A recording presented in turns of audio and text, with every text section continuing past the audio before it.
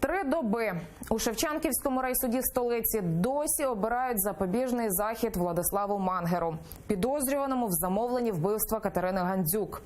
Торік, 31 липня, херсонську активістку біля її власного під'їзду облили сірчаною кислотою. Через 3 місяці після численних операцій жінка померла. У понеділок Мангеру оголосили підозру в замовленні вбивства Катерини Гандзюк. Прокуратура просить суд заарештувати його до 3 березня. Саме тоді спливає термін досудового слідства. За перебігом суду стежить наша Вікторія Аблязова. Вона з нами наживо. Вікторія, вітаю тебе. Що сьогодні відбувалося в Шевченківському райсуді? Чому процес обрання запобіжного заходу Владиславу Мангеру так затягнувся? Оксана, вітаю. Так, дійсно, вже 3-ю добу в Шевченківському районному суді обирають запобіжний захід Владиславу Мангеру. Сьогоднішнє засідання триває вже 7 годин. Щойно суддя повернувся з нарадчої кімнати. Зараз до суду залучили перекладача, який перекладатиме документи і матеріали справи з російської мови на українську. Після цього суд має піти у закритий режим. Там будуть досліджувати відео допиту, ймовірно, причетних до скоєння злочину проти Катерини Гандзюк, Торбіна та Павловського. Після цього, якщо у адвокатів Владислава Мангера не буде чергових клопотань, суд може піти до нарадчої кімнати вже для винесення рішення обрання запобіжного заходу для Владислава Мангера. Хочу розказати про те, що сьогодні на початку судового засідання адвокати Владислава Мангера попросили безперервної постійної трансляції на сайті Шевченківського районного суду. Мовляв, телевізійні канали йдуть на перерву і не транслюють весь час судове засідання. На це журналісти пояснили, що 2 телевізійних каналів постійно на своїй сторінці у Фейсбук безперервно транслюють судове засідання. Та й це не задовольнило адвокатів Владислава Мангера. Пропоную послухати.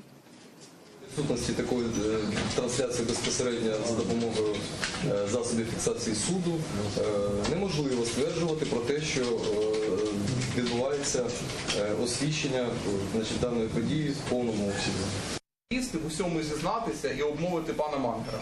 Вважаю, що такі помітили, що за ними стежать, прослуховують їх мобільні телефони. Суддя попросив адвокатів в такому випадку звернутися до відповідних правоохоронних органів. Також сьогодні прокуратура заявила про те, що Владислав Мангер нібито розрахувався за скоєний злочин проти Катерини Гандзюк одним із своїх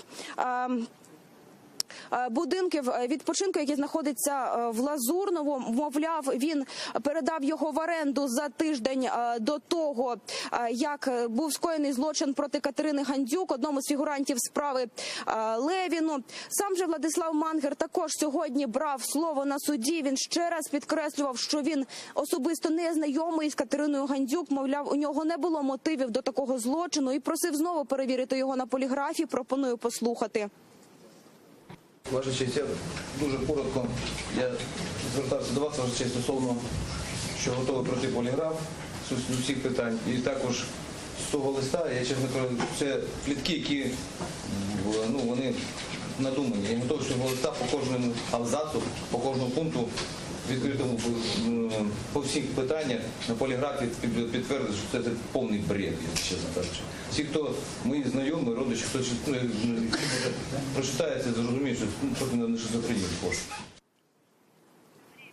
Нагадаю, що Владислав Мангер не має статусу затриманого. 11 лютого йому оголосили про підозру. Втім, за Кримінально-процесуальним кодексом України затримати його одразу не змогли, але вже від моменту скоєння злочину пройшов тривалий час. Прокуратура просить тримання Мангера під вартою до 3 березня. Саме тоді спливає час до судового слідства. Адвокати ж Владислава Мангера сьогодні висловили побоювання, що у СІЗО можуть інсценувати його самогубство, тому просять будь-якого іншого запобіжного заходу, більш м'якого. Це може бути носіння електронного браслету або ж домашній арешт.